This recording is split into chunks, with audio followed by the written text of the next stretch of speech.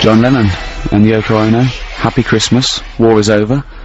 On Radio 2. I'm Ricky Gervais, with me Steve Merchant. Good morning.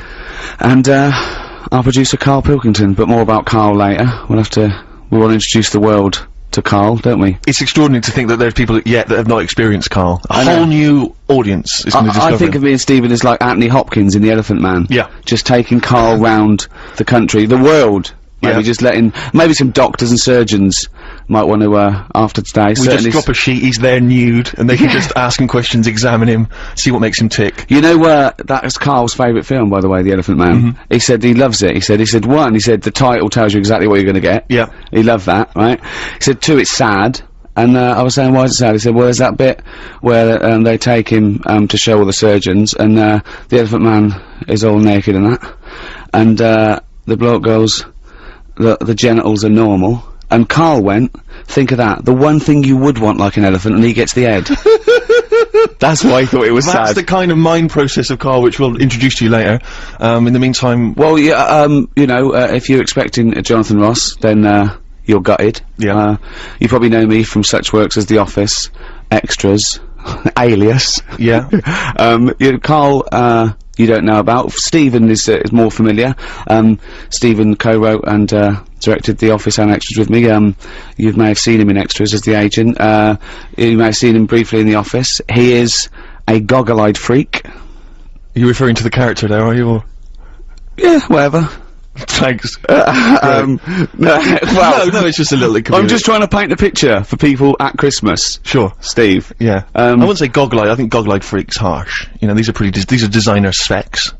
And, yeah, admittedly I'm a little bit tall, but, 6'7". Yeah, but let's not have a go at that. Karl, we've got more like this later. I think we should play a record. We've done introductions. Pop a little song on. But do you remember the first time you saw Steve? Well, let's pop a little song on that, alright? Chat about it in a bit. Alright. Bruce Springsteen. Bit of Bruce Springsteen. Santa Claus is coming to town. Merry Christmas, everyone. Yeah, Merry Christmas indeed. I'm Ricky Gervais, with me Steve Merchant. Hello. And, Karl Pilkington. If you have tuned in to, hear Jonathan, it's the last time I mention him. We haven't got him today. You've got, us for the next, couple of Saturdays.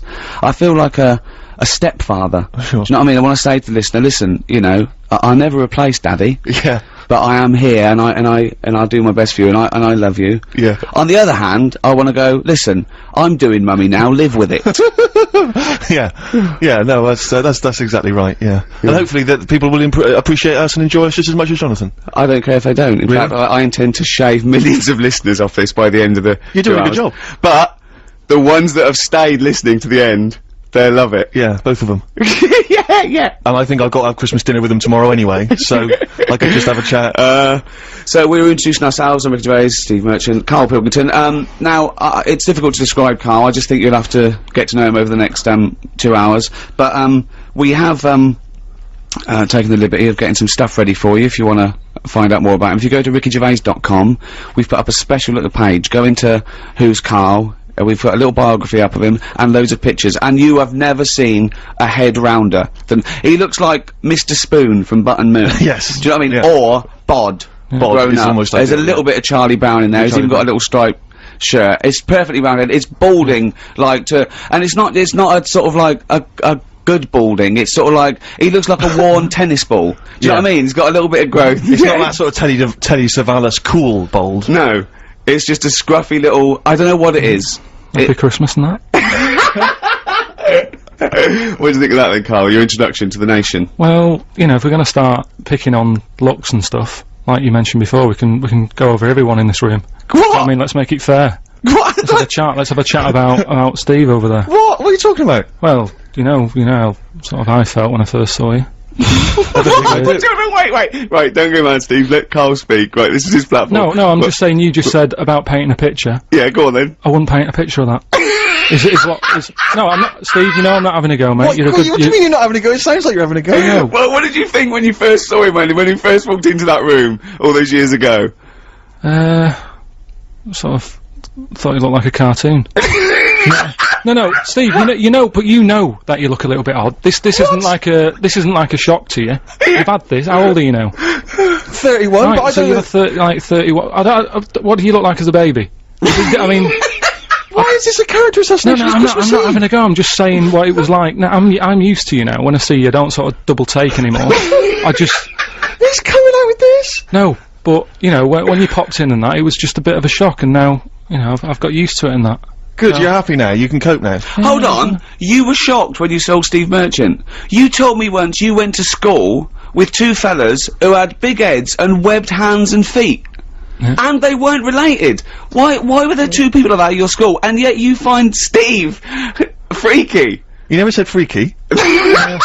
You said freaky. You said freaky. Madonna hung up. Now, she's given us a platinum disc to give away. Nice. We've got big prizes for Madonna and If people are rushing around today on Christmas Eve thinking I wanted to buy a Madonna platinum disc for my mum, there's no I can't find one anywhere in Boots. We'll give you things you can't buy in the shops. Perfect. And that's coming up. But Carl, just I don't want to. I'm not stirring it, right? You started a little bit of a war with Steve. Well, you always are have. stirring it. Well, no. This is this is stirring right now. This is the terminology. But do you know that the fellas in your school, the big heads and webbed feet and webbed hands? Webbed hands. Yeah. But they hung around together, did they?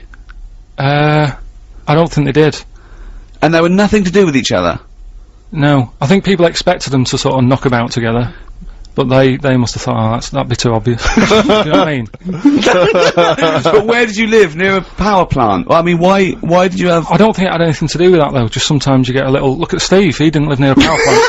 No. Listen, can I just stop you there, right? Let me just stop you there, because it always happens, as soon as we you know, it's supposed to be a nice day, and suddenly you're having a go, right? Now, this got sent on the email, okay? Now, this is not me saying this. This is someone who's forwarded a review that was put on the web. It was a review of your appearance on one of Ricky's stand-up comedy DVDs, okay? I'm quoting this is not me saying it. It says that, Carl, through a combination of his intriguing way of thinking and slightly less than human appearance, right, Carl may just be the proof needed to muffle the cries of creationists the world over, as this missing link demonstrates that not only did man evolve from apes, but the process isn't quite finished yet. Okay, now that's someone else, an external person's opinion of you. But the terrible thing about that is, Carl's feelings aren't hurt because he didn't understand a word of that. I said the word creationist, that lost him. That lost it. You've got to remember that Carl, you know when people say they're talking to their cat and they go, oh look at him looking at us, it's like he can understand what we're saying. Well, Carl's got that look, but you know he can't understand what you're saying. All right, Carl? No, but I mean, now we're talking about your head and that, right? When you go back to, say, your mum and dad, it's Christmas time, right? There's a lot of people travelling up and down the country, going back, seeing their mum and dad, they probably haven't seen them all year, right? When you go back, is it a shock to them again? No, do you know, like, how you get used to how someone, like I say, I'm used to you, I see you a few times a week, I don't do the double take. But what I mean is, when you go back, do they sort of go, oh, here he is. Do you know what I mean? Play a record. It's like... Let's leave it then, Let's move on then, because I'm gonna get angry, and we haven't even got... It's not even 25 past yet. Christmas! A little bit of Simon and Garfunkel. Yeah, oh, this is beautiful. Simon and Garfunkel. April come she will. Looking forward to spring already.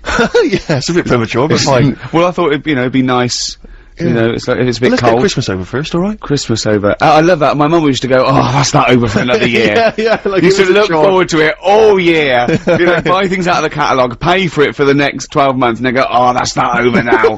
Like, you know, 5 o'clock Christmas Day, that was it. When is Christmas over? I would say Christmas is over once you've seen the Vicar of Dibley Christmas special. Really? Yeah. See, I think it was earlier than that. I think it was when the elderly ones fall asleep about 3:30. Then wake up because the kid's playing with something noisy. Yeah. A game that goes something like that. Yeah. That's when Christmas is over. You know what you're getting this year then. Exactly. Of course, as ever, lots of questions for Carl as well, just to sort of try and tap into his brain, see what's going on there. Question from Jade. Carl, what would you change if you were in charge of what kids are taught in school? Right, you know, because I mean, your school experience was a bit iffy. You got very bored, didn't you? You got very disillusioned by school. Yeah. What I'd do, right, is instead of sort of teaching kids about 2 and 2 and that, which is 4, right? Well done. Show off. I think they should be asked more questions that make them think rather than something that has just got an answer. I totally agree. Right?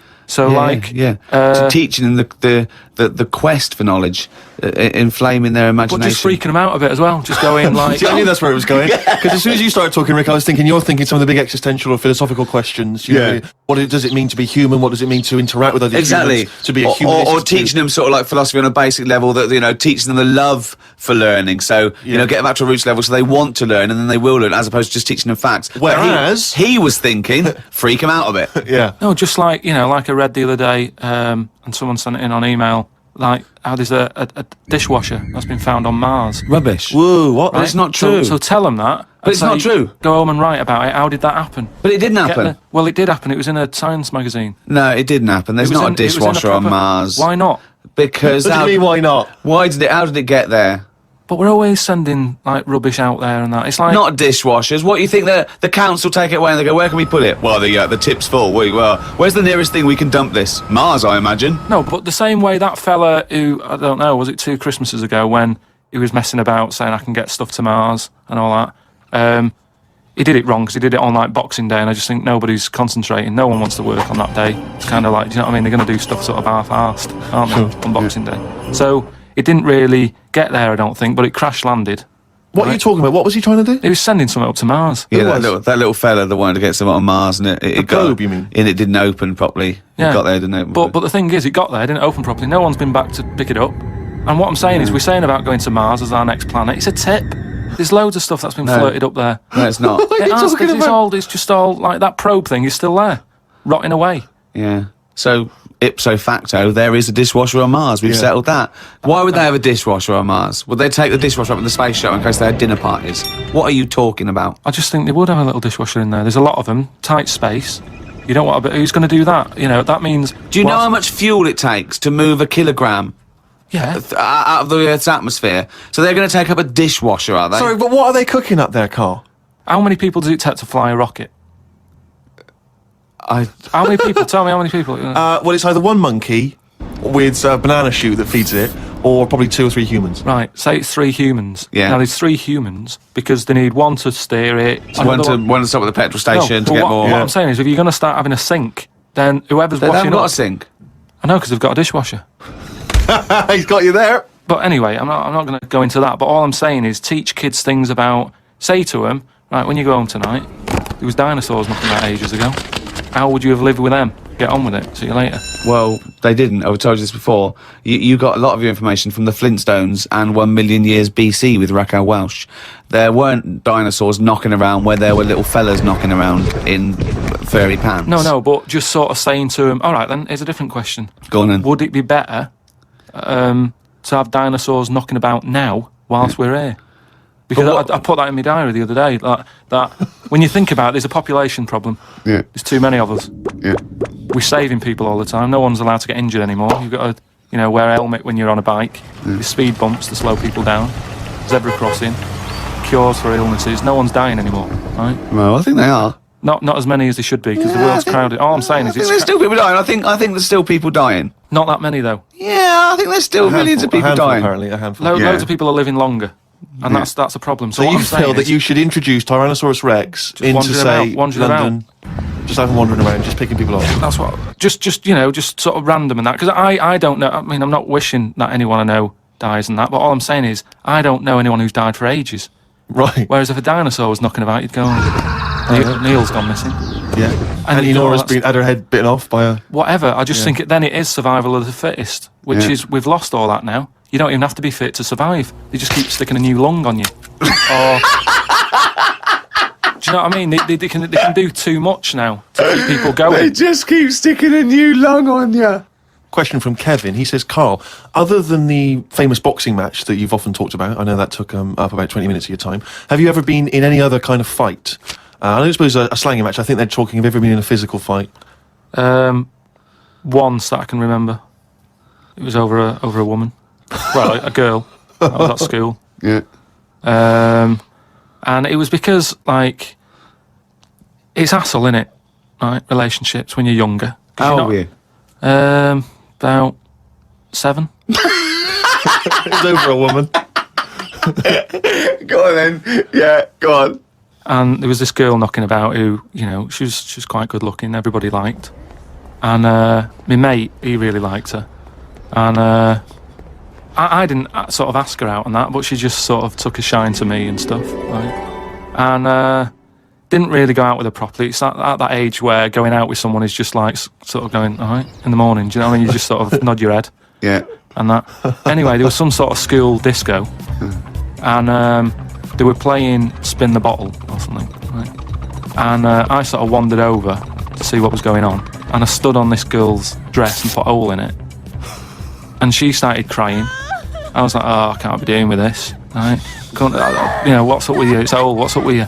And everyone's going, Carl, what are you doing? That's meant to be your girlfriend and that. You should be sort of saying, oh, I'm sorry, and giving her a hug and all that, and saying it'll be alright, we'll sort the dress out. I said, oh, I can't be dealing with this.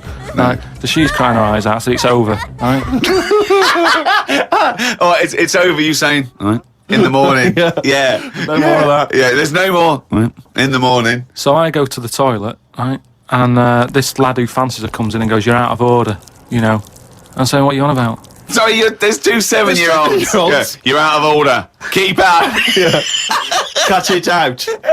Show her a bit of bloody respect. Sorry, were you wearing trilbies? Yeah. He put his cigarette out in the sink, and he just said, leave it. Get out of my face. So I just sort of said, look, why are you getting involved and all that? Yeah. Two 7-year-olds. Yeah. Why are you getting involved? And it was obviously like, because, you know, he fancied her and that. We had a bit of a fight in there. Yeah. I accidentally, you know, sort of chipped his tooth on a sink. Wow, is it like a proper... Sorry, this is like someone from Lock, Stock and Two Smoking Barrels. Yeah. What are you talking about? Two 7-year-olds in a toilet. So you put a hole in her dress. I don't know how that... What were you wearing? Football boots? How did you make a hole in her dress? I don't know. It was like that sort of material. You were wearing winkle pickers. Like crepe. You know what I mean? It was like a crepe dress or something. Yeah. Right. And that got a hole in it. So you're having and when you say you're having a fight, I mean, are you wrestling with it? You got arm locks and a little head bit locks? of wrestling and shoving about and that, and it was an accident. I didn't sort of go, right, I'm going to break your teeth or anything. It's just that I happened to push his head down, and his tooth hit the sink, right, and it chipped and what have you. After that, like I sort of left there and stuff, and we had to go into assembly, and there was a copper in there doing some presentation saying, listen kids, you know, don't get into trouble because we're out there and we'll get you. Right, so sort of trying to teach the kids young not to get into any trouble and stuff. So I'm sat in the assembly room thinking, oh God, there's a copper here talking, and like my mate's going to come in a minute, like with a chipped tooth and everything. And questions are going to get asked. That's what kind of happened. I mean, the coppers didn't get involved. Yeah. Did you turn your back on violence after that then? Yeah. He said you'll never take me alive, copper. So yeah, that was the sort of last fight. Brilliant. Some of the questions coming in now, Rick, are just, I don't know what they're intending, what response they're hoping for, really. This is one from Rob. He just says, I was just wondering, what are Carl's views on the human appendix? What do you think, Carl? What do you think of the human appendix? Never worried about it. Well, no, I think Rob's point is that it's sort of pretty redundant now. So, this is kind of what we've talked about before, where... He always says that. He always says something like, "Oh, we've talked about as well," and the thing that he's talked about is nothing like it. What I mean is, we've obviously interfered somewhere along the way, and we have interfered. Yeah, we shouldn't have done, because it's the same way. Like, if we didn't have planes and that, would we have wings now? If we'd have needed to get about, would we have had wings? No, the answer's no. Next. No, but you say that, but look at the way... Because he's right, says it because he's right. No, but all I'm saying is you see that little picture of like an ape to man. Yeah. At first, they're crawling about on all fours because probably you're looking for food, so you want to be down there. So right. if you're on both legs, you're missing stuff that's on the floor. What sort of time period do you think this... Because, I mean, we started, dabbling with a plane maybe 100 years ago. So what sort of time period do you think this little thing who's scrabbling around looking for food stood up and I walked? don't know. I sort of don't worry about time. Sort of Well, I'll tell you now, we wouldn't have wings now. If the Wright brothers had said, oh, forget it, we wouldn't have wings now. What a great track. Amazing. Lynyrd Skynyrd, Sweet Home Alabama, on BBC Radio 2 with me, Steve Merchant. and me, Ricky Gervais. And over there, both of us. Yeah. Karl Pilkington. All right. Still to come, we should also point out we've got Rockbusters on the way. It's the quiz that's not sweeping the nation. No one cares. Oh no, that's not fair. Well. No, look at him. Look, he's probably been sweating over that. He's been reading the children's Bible. Yeah. But, I mean, and that's all he came up with. The first people were Adam and Eve. Yeah. I mean, And we don't know what their surname is. unbelievable. What an idiot you are. Also in the third hour, monkey news, which I think we're all looking forward to. It's sort of like Darwinism versus creation, isn't it? Monkey news, Adam and Eve. Yeah, there's a bit of everything. Which do you like? Do you like monkey news or do you like Adam and Eve?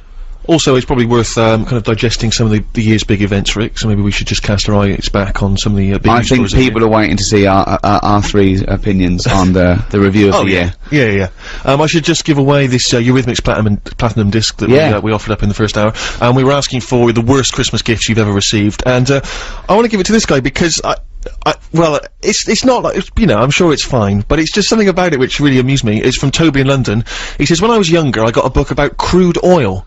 I'd never expressed an interest in oil, and certainly not crude oil. But what I love is the parents, is thinking of that gift. They were shopping, they were going, what oil is it that Toby likes? Yeah. I don't even, does he like It's olive oil, probably, I don't know. No, he thinks olive oil's sissy. What's that one he loves the spouting out the ground one? Crude oil? Get him the book on crude oil, Mary.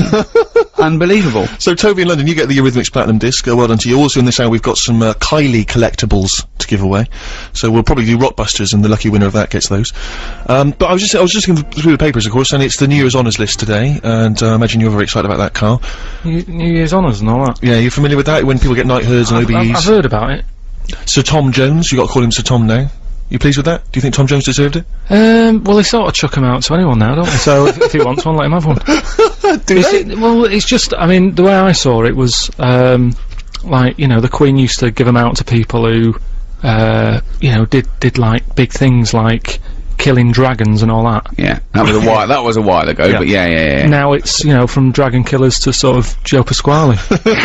Yeah, I see what you mean, yeah. You went in the jungle with Ant and Dec is an OBE. Some people actually send, famously some rock stars and big names, they sometimes give their awards back, or they refuse to accept the knighthood. If it was offered to you, Rick, would you accept it, your OBE or your... See, I don't know, because one, I know it's sort of like not a cool thing, and I don't know if you should align yourself with that sort of thing or whatever, and whether you're a monarchist or not, which I'm sort of indifferent, really. But I would feel rude. Yes, I know what you mean. Well, it's you know, after we won the Golden Globes, an interviewer said, do you think you'll get a knighthood? And I went, oh, I don't want a knighthood. And they said, why not? I said, you can't do anything with it. I said, in olden days, you could ride a white horse along and have a big sword. Nowadays, you can just put it on your headed notepaper. Yeah, yeah. And I said something like, I'd rather have a name like Don Gervais. And the headline was, Ricky wants to join the MAFIA. Which I think is a bit harsh. I've been invited to the palace a couple of times. I think about... Whoa, hang on, what do you mean? I've been invited to the palace about 3 times. Why?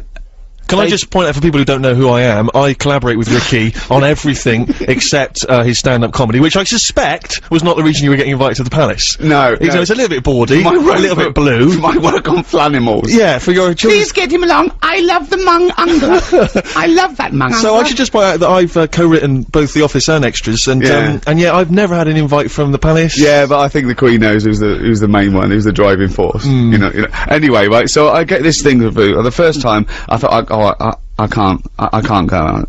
Why couldn't you go? Well, I don't know. The second time I came through, and I said to Jane, it was like 6 o'clock, right? And I said, oh, shall we go? And, it was very exciting, but I felt a bit funny, just going along to the palace, right? And I said, sorry, who was it? Could just be you and Jane and Prince Philip and the Queen, was it? Well, no, there was about, I don't know, I think it was about 8. There was about 8 people, right? So you needed some extra people for Pictionary. Me, the usual, me, Salman Rushdie, David Bowie, right? Sure.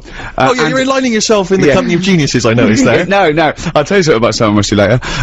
And I said to Jane, I said, we go for an hour. She went, it's not the sort of place you can turn up for an hour with some leaf round milk. It's not your boss's barbecue at the weekend. Pop in. I've got some other people to see. I'm seeing Tony Blair later. Anyway, cheers, Liz. But anyway, the thing that came through was, I will be attending, stroke not be attending, right? And I thought that was just too harsh to send back, I will not be attending. Yeah. So there was a number at the Marshal's house, and I called him up and he went, hello? And I said, hello, it's Ricky Gervais here. I got an invite to the palace. I won't be able to attend. I said, I thought it was a little bit harsh to send back, I will not be attending. He said, how delightfully polite of you to call. Was it Roger Moore? I don't know, but I went, that's no, he said, oh, there's no trouble. Thank you so much for calling. I bet no one calls him. Yeah. I bet he doesn't get a look in. And it was really, I'm so glad I called and didn't just send back, I will not be attending. But listen, keep inviting me, because, I mean, if it's right for my diary, I'd love to come along and have a mooch around. Yeah, just see what's going on up there. Yeah, so, Salman Rushdie, right? This is a nice story. So, I've met him a few times now. Now he's out and about. Sure. He's never home. No. I bet his house is a mess. Yeah. Right. It was just after the first series of The Office went out. I got invited to this thing.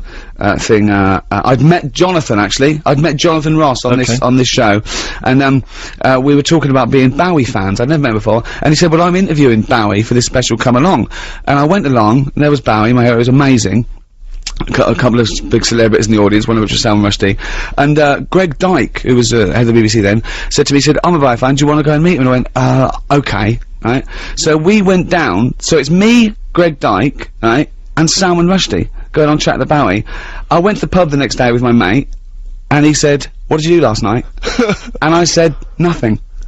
Because I couldn't say, I was hanging out with David Bowie, Greg Dyke, and Salman Rushdie. Why? What did you do? And I just said, "Nothing."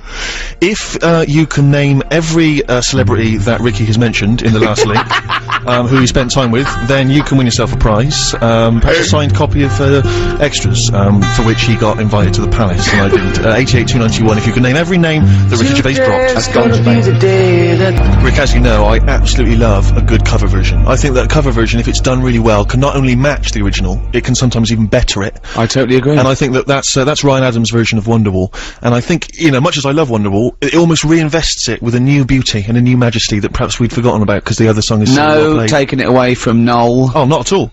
But it's almost kind of reinvented it. You know. Beautiful, absolutely beautiful, great song anyway, isn't it? That's what's weird, really, because you've done that, and that's kind of what I've done with Rockbusters. Right. I've taken something. Well, you've taken Blockbusters and changed one word. Sort of made it better. No, not really, because those are real clues that work. Yours are the ramblings of a madman. He doesn't really understand what the word cryptic means. A little bit It's stronger. more, this should be called What Am I Thinking? Well, what am I thinking? We should just introduce the idea of Rockbusters to people who didn't hear it last week. Now, I'm trying to think of some classic ones. Do you remember there was now what was it? The Jamaican fella fella spinning a fish round his head. That was Did Trout Spinners. And he tried to make it sound, I mean, it doesn't work. You have to speak in a Jamaican accent and say the Trout Spinners. Well, they wouldn't say Did Trout, they'd say Detroit.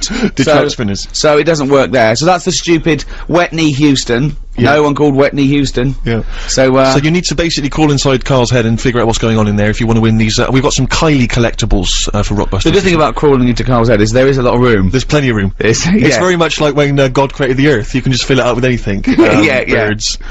So, your Rockbusters clues this week then, Carl. Alright, so as always, you know, we did it last week. What can you win, though? The Kylie collectibles, just brilliant. mentioned that. Excellent. Should we throw in some stuff of ours? Just gonna if get you've got any tag, we get it for free, extras, Flanimals, etc. Got some other junk liner in the office. Yeah. Right. So then, 3 clues.